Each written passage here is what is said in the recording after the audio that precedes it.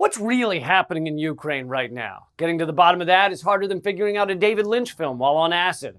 Actually, it might be easier on acid.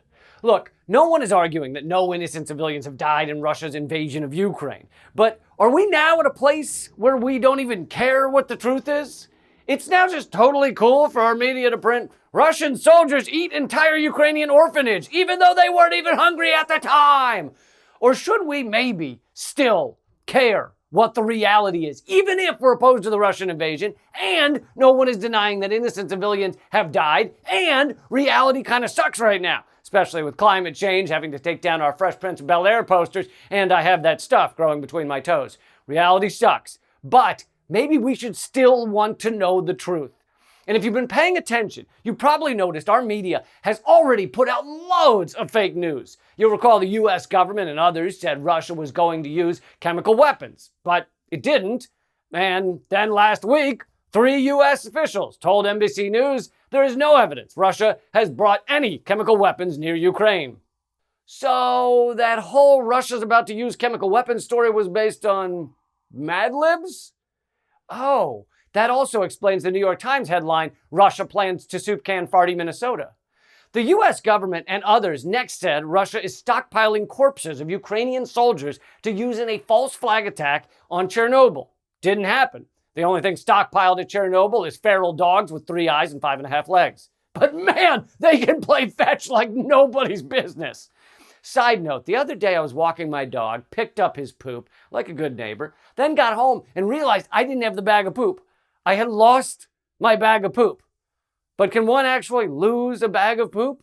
Should I look for it? Should I retrace my steps? Where did I last have my bag of poop? If I found my bag of poop, does that count as a win? Should I celebrate? I found the poop! Please let me know in the comment section.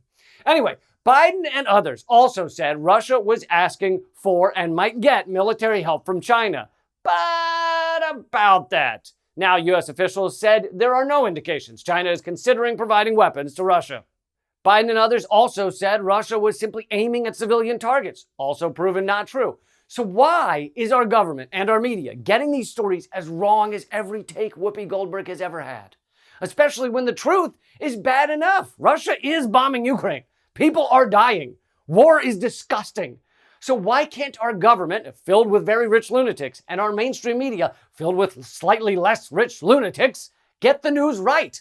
Well, it's not that they're accidentally getting these stories wrong. As journalist Caitlin Johnstone wrote the other day, U.S. officials admit they're literally just lying to the public about Russia.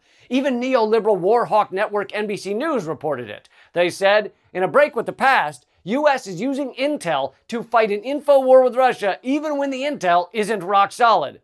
And by not rock solid, they mean completely made up. The 2015 stock performance of Theranos was more grounded in reality. The officials say the Biden administration has been rapidly pushing out intelligence about Russia's plans in Ukraine that is low confidence or based more on analysis than hard evidence, or even just plain false, in order to fight an information war against Putin.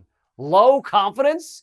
So if we have low confidence in Biden and low confidence in our poorly named intelligence services, and then they have low confidence in the bullcrap info they're feeding us, by the time the sausage is done being made and oozes out the rectum side of CNN, Fox News, and the Washington Post, none of us should believe any of it.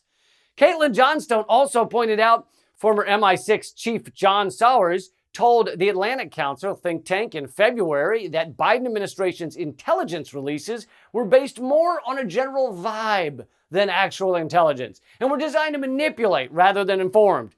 Designed to manipulate? A general vibe?